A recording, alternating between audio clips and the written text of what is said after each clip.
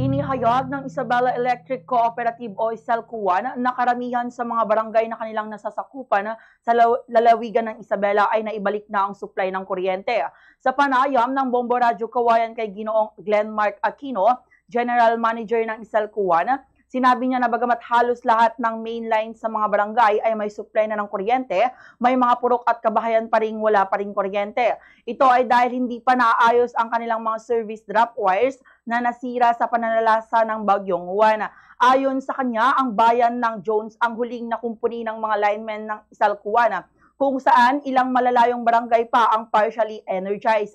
Tiniyak naman niya na posibleng tuluyan nang matapos ngayong araw ang power restoration sa mga nasabing barangay. Nananawagan din siya sa mga consumer na may loose connection tulad ng nabasang metro na direktang makipag-ugnayan sa kanilang branch, office o sa kanilang 24/7 hotline support upang mapuntahan ng mga linemen para sa pagkukumpuni.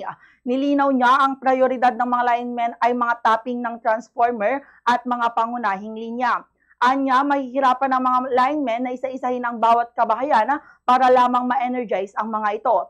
Mas magiging mabilis umano ang power restoration kung mismong mga household ang magsasabi na wala silang supply ng kuryente upang diretso itong mapuntahan at maayos.